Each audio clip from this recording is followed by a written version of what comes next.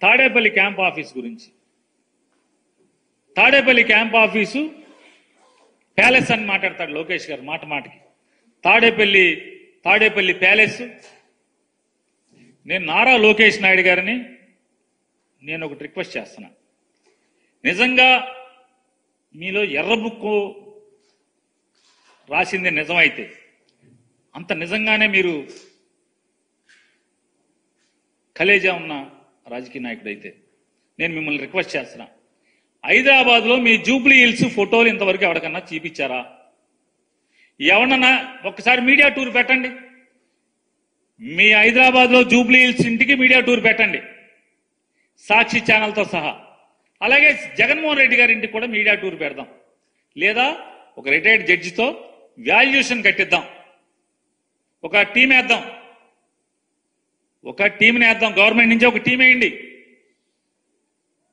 మీ ఇంటి ఖరీదు, మీ ఇంటి బయట గోడల ఖరీదు, మీ ఇంటి గోడలు ఎంత ఎత్తున్నాయి, మీ ఇల్లు ఎంత విశాలంగా ఉంది, ఎన్ని వేల చదరపు అడుగుల్లో హైదరాబాద్లో జూబ్లీ హిల్స్లో ఈ గడిచిన 2000 ఓడిపోయిన కాంచి 2019 నుంచి 24 దాకా మీరు, మీ నాన్నగారు, మీ అమ్మగారు, మీ శ్రీమతి గారు, మీ అబ్బాయి గారు కాపురం ఉన్నటువంటి ఇల్లు విలువెంత, ఇంట్లో వాడిన రాయి ఏంటి, జగన్మోహన్ రెడ్డి గారి ఇంట్లో వాడిన రాయి ఏంటి, దాని విలువెంత, దీని విలువెంత, జగన్మోహన్ రెడ్డి గారి ఇంట్లో బాత్రూముల్లో కానీ లేకపోతే ఆయన ఇంట్లో కానీ వాడుకునే సామాను విలువెంత, మీ ఇంట్లో సామాను విలువెంత, జగన్మోహన్ రెడ్డి గారి ఇంట్లో సోఫాలు ఖరీదెంత, మీ ఇంట్లో మీరు వాడుతున్న సోఫాలు ఖరీదెంత, ఆడిట్ చేద్దాం రండి.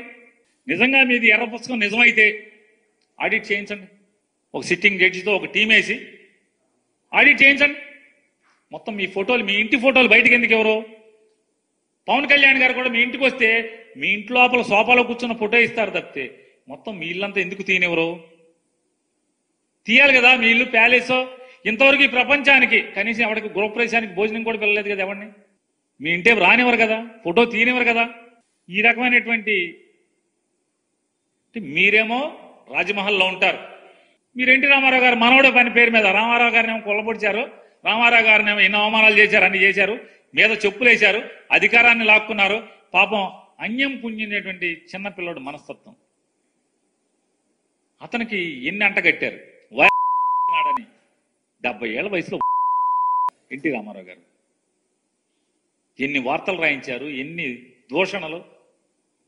ఆయనేమో చాకరీ చేయించుకుంటాక ఒక ఆవిడ్ని పెళ్లి చేసుకుంటే, అన్నం పెట్టే దిక్కు లేక పెళ్లి చేసుకుంటే చివరికి ఆయనకి వర్కులు కట్టి పిల్లోని పుట్టించాలంటున్నాడని అతని వ్యక్తిత్వాన్ని హననం చేయటం. అంటే నాడు ఎన్టీ రామారావు గారి దగ్గర నుంచి ఈనాడు కానీ ఆంధ్రజ్యోతి కానీ చంద్రబాబు నాయుడికి వంత పాడేటువంటి మీడియా హౌస్లన్నీ కూడా నాడు ఎన్టీ రామారావు గారి దగ్గర నుంచి ఇవాళ జగన్మోహన్ రెడ్డి గారి వరకు చంద్రబాబుకి వ్యతిరేకంగా చంద్రబాబు అవసరాలు తీరటం కోసం, చంద్రబాబు రాజ్యకాంక్ష తీర్చడం కోసం, చంద్రబాబుని అధికారంలో కూర్చోబెట్టడం కోసం ఎంతటి వ్యక్తినైనా వ్యక్తిత్వ హననం చేసిందే మాత్రం వీళ్ళు వదిలిపెట్టే పరిస్థితి లేదు.